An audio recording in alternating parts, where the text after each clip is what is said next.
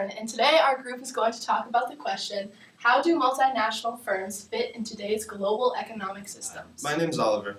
Now let's start with what a multinational firm really is. These are companies that operate their production or sale of goods and services in other countries besides their home. These firms are given massive benefits in their international ventures.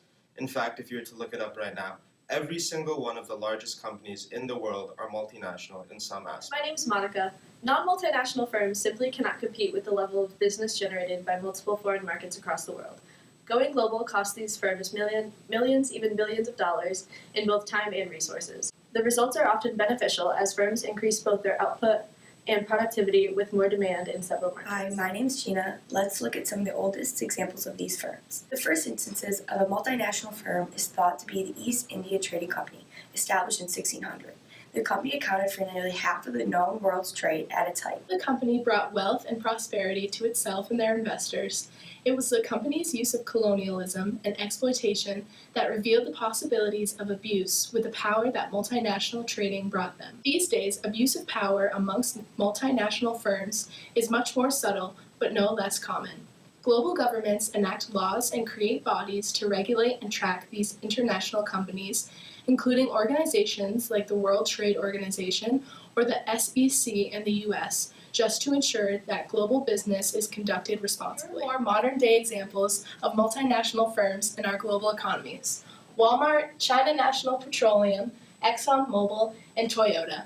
These four companies alone represent more than $1 trillion in revenue within the global economy. I'm Bella. We're going to talk about some of the advantages and disadvantages with multinational firms. The advantage of multinational firms is that a lot of the products are standardized wherever you go. So if you're in New York City at a Starbucks having a grande mocha frap, it'll taste pretty much the same as when you're in China and you're at a Starbucks getting a grande mocha frap. Even if it's not the best coffee in the region, it's still super similar to what you would get anywhere else from the same company. When firms move to foreign markets and countries, not only do they have access to an entirely new market to sell products and services, these physical firms will create jobs within their foreign country. This reaffirms the beneficial relationship between multinational corporations and their respective countries. United States multinational firms employ 1/5 of all American workers currently. Another advantage of being a multinational firm, there is more access to consumers across the world.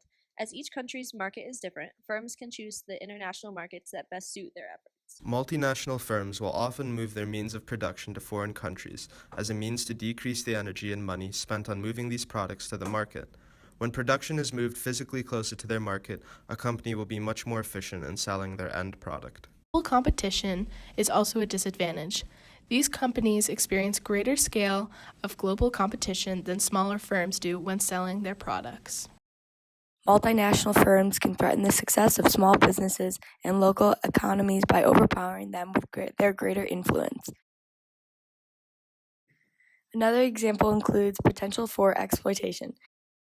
The outsourcing of multinational firms hiring abroad a lot more has sparked debate over globalization's effect on the U.S. economy. Hopefully from this video, you have learned a lot about multinational firms, their history, their prevalence today in our economy, and the pros and cons of these firms.